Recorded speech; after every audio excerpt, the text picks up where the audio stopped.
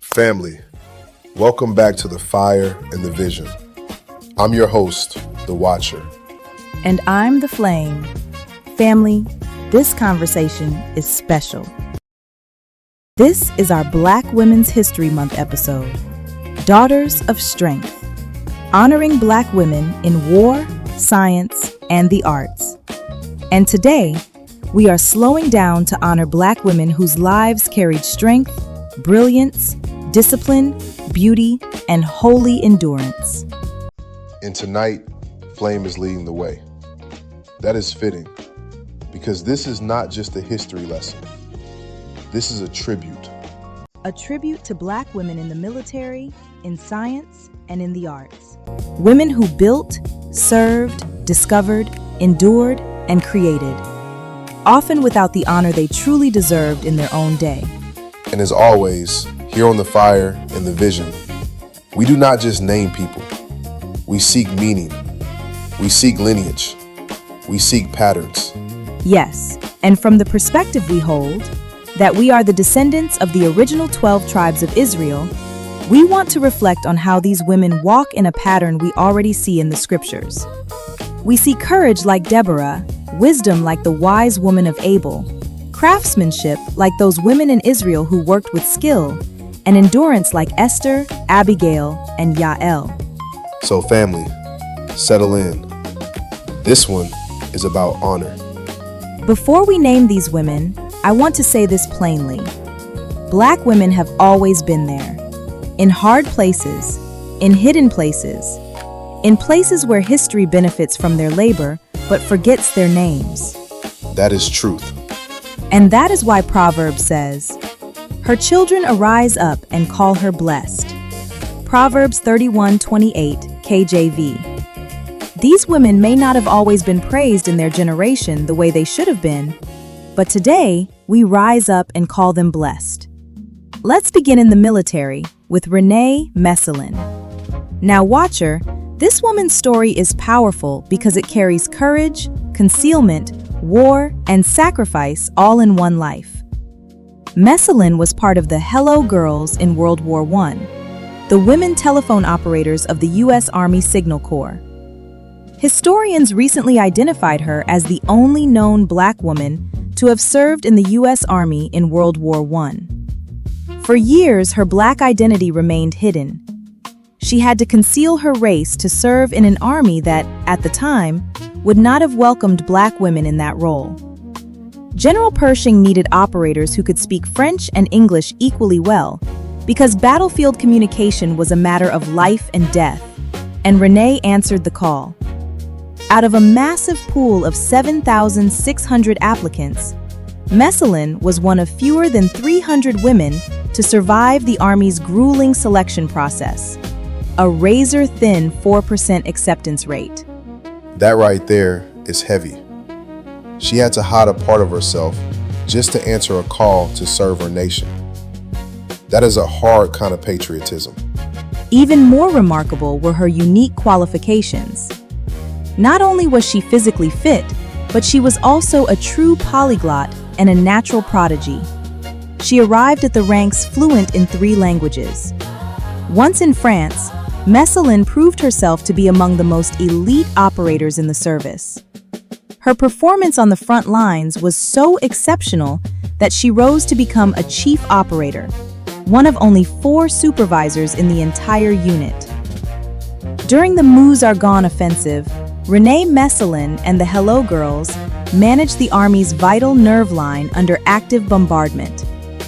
Operating 6 times faster than their male counterparts, this elite unit connected over 26 million calls with surgical precision. In the war's deadliest campaign, Messelin bilingual commands were the literal difference between life and death, proving that her courage was as unbreakable as the lines she defended. And when I think of a scriptural match, I think of Esther. Not because their stories are identical, but because both had to move in a world in which revealing everything too soon could have closed the door on their assignment. Yes, Esther had to discern timing, identity, and duty. Esther 4:14 says, And who knoweth whether thou art come to the kingdom for such a time as this? Renee's life speaks to that. She stepped into war at a moment when language, poise, and nerve were needed. She served in a place of danger, and for a long time, history barely saw her. In Proverbs 31:25 says, "Strength and honor are her clothing." That sounds like a woman in uniform to me. Now let's move to Lieutenant General Nadja Yudith West. Watcher. Her origin is almost cinematic. She began as an orphan in Germany, what they called a Mischlingskinder, or brown baby, the child of a German mother and an unknown black serviceman. She was adopted into the Grammer family in D.C., a household so shaped by service that she was the 12th brown baby they took in. Out of those 12 siblings, 10 of them went on to serve in the military. 10 out of 12. That is a lineage. That isn't just a home flame. That's a training ground for the soul. Exactly. And she hit the ground running. She entered West Point just 2 years after the academy finally opened its doors to women. From there, she shattered every ceiling. The Army's first black female lieutenant general, the first black Army surgeon general, and at that time, the highest-ranking woman to ever graduate from West Point.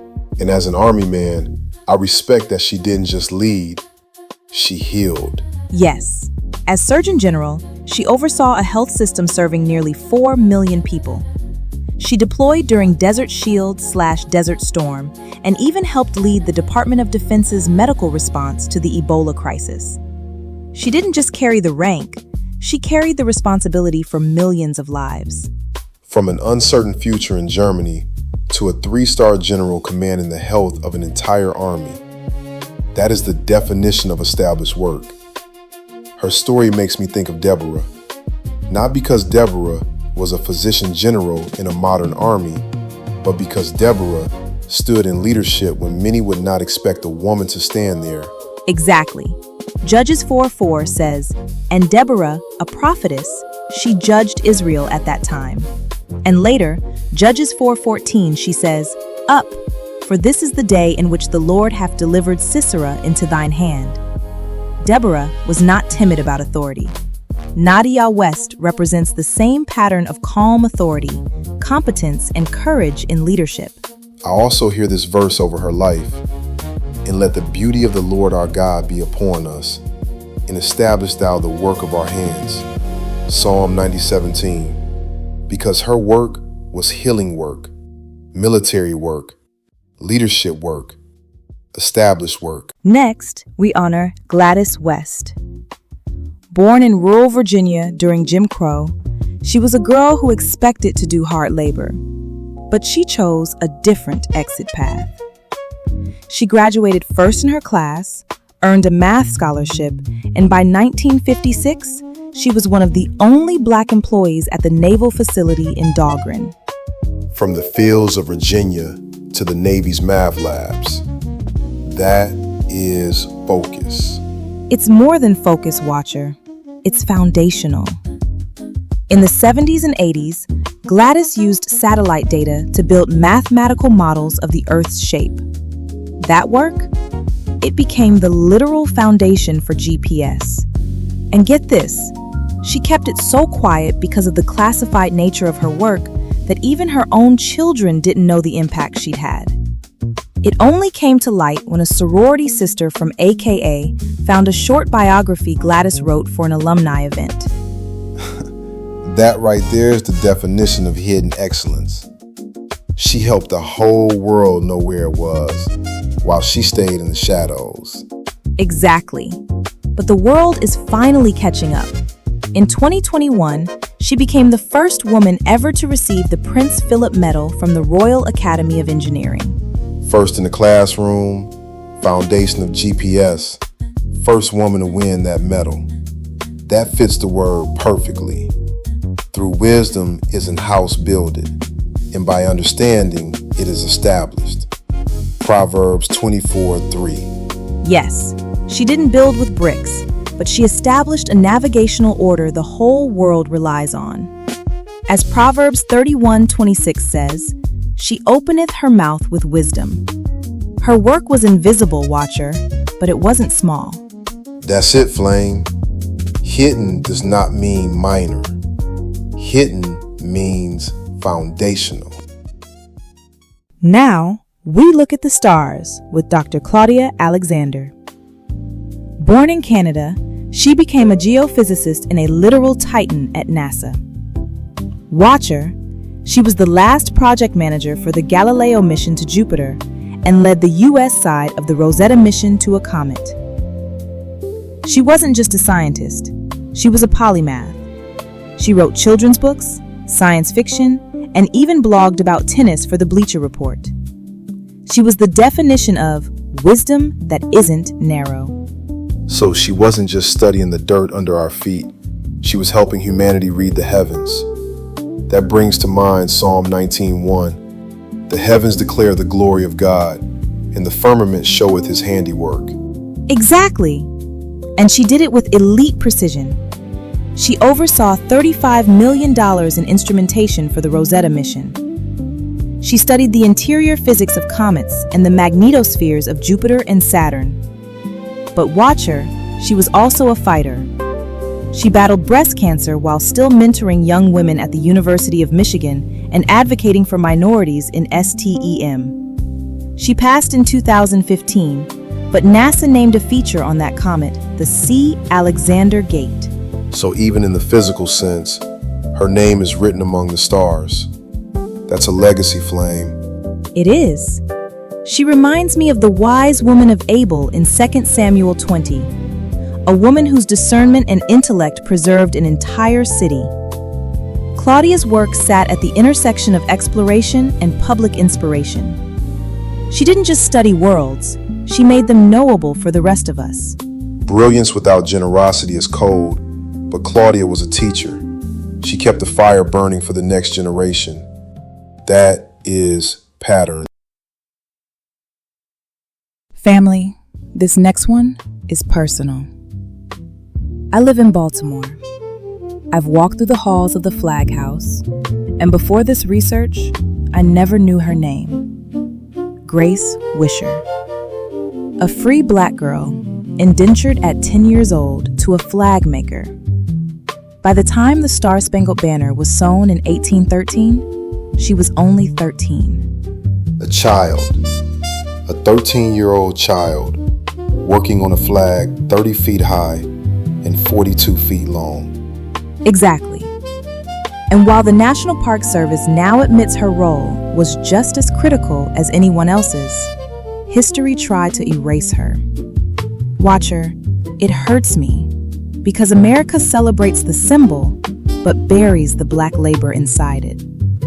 We're taught to sing a song that wasn't even the anthem until 1931, written by a slaveholder, with a third stanza that many scholars say mocks the black people who fled to the British for their freedom. That's a hard truth, Flame. Breathe through it. You're naming the wound so we can heal the lineage. I am. I've stood in that house, Watcher. I believe if the record minimized grace, it minimized more than we'll ever know. I can't prove every stitch, but I know this. Black hands were there. Those hands mattered. They did, and the word backs you up. Exodus 35, and all the women that were wise-hearted did spin with their hands. Grace Wisher is the definition of a wise-hearted worker. Skilled hands, young hands, undercredited hands. Yes, and all the women whose hearts stirred them up in wisdom. Exodus 35:26. She wasn't just sewing a flag, Watcher. She was weaving herself into a history that tried to unthread her. But the thread held, and tonight, we're pulling it back into the light. And then there is Augusta Savage. Watcher. She was a giant of the Harlem Renaissance. Born in Florida in 1892, she came to New York with only $4.60 in her pocket. She enrolled at Cooper Union College and completed a 4-year art course in just 3 years. $4 in a dream. That is grit. It's more than grit. It's a gift. She sculpted busts of W.E.B. Du Bois and Marcus Garvey, even after being blocked from studying in France because of her race. She eventually made it to Paris anyway. But watch her. She wasn't just shaping clay, she was shaping people. As a singer myself, I think about my own reach, how a voice can uplift or be a siren song of undoing. Augusta knew her art was a responsibility. And I'm a living witness to that. Flame can flat out sing. Continue. Thank you, Watcher. Augusta became the first director of the Harlem Community Art Center. Her masterpiece, the harp, was 16 feet tall and inspired by Lift Every Voice and Sing. It was the star of the 1939 World's Fair, but because it was made of plaster and she lacked the funds to cast it in bronze, it was destroyed after the fair ended. That is a painful symbol. The work was monumental, but the world didn't preserve it. Yet, the lineage remains. Exactly. She didn't keep the gift to herself. Exodus 35. Them hath he filled with wisdom of heart, to work all manner of work. And Proverbs 31. She stretcheth out her hand to the poor, yea, she reacheth forth her hands to the needy. She wasn't just a sculptor. She was a cultivator. She made cultural room for Black artists to breathe. She built a lineage.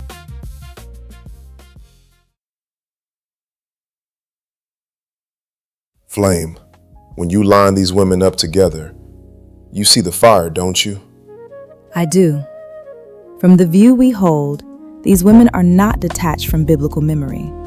They reflect the enduring pattern of Hebrew women. Deborah, for leadership. Timing, like Esther. Yael, for action. And the wise-hearted women of Exodus. Give her of the fruit of her hands, and let her own works praise her in the gates. Proverbs 31. You brought him home tonight, Flame. Good work. To every Black woman listening, your labor is not small. Your gift is not small.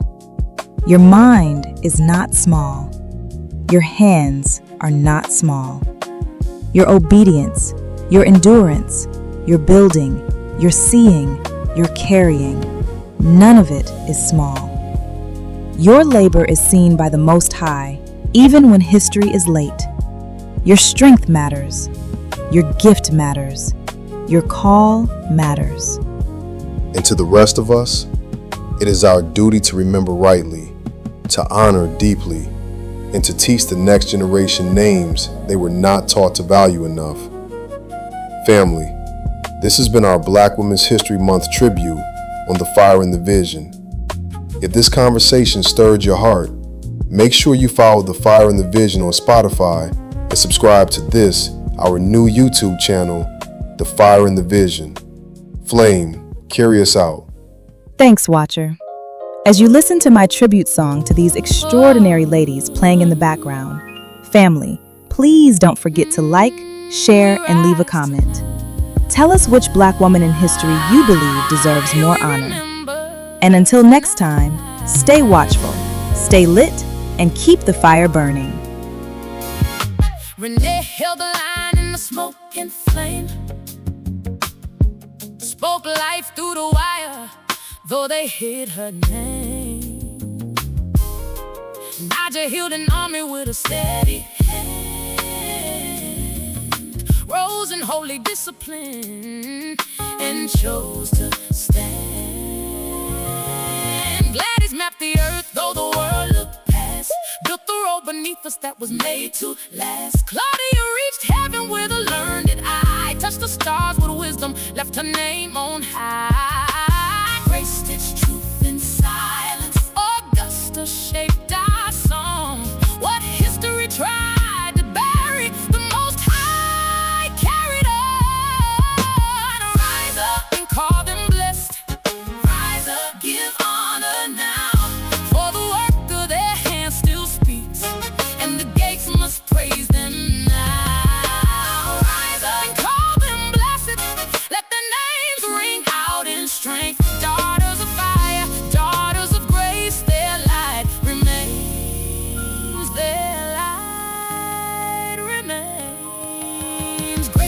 a child with the thread and seam.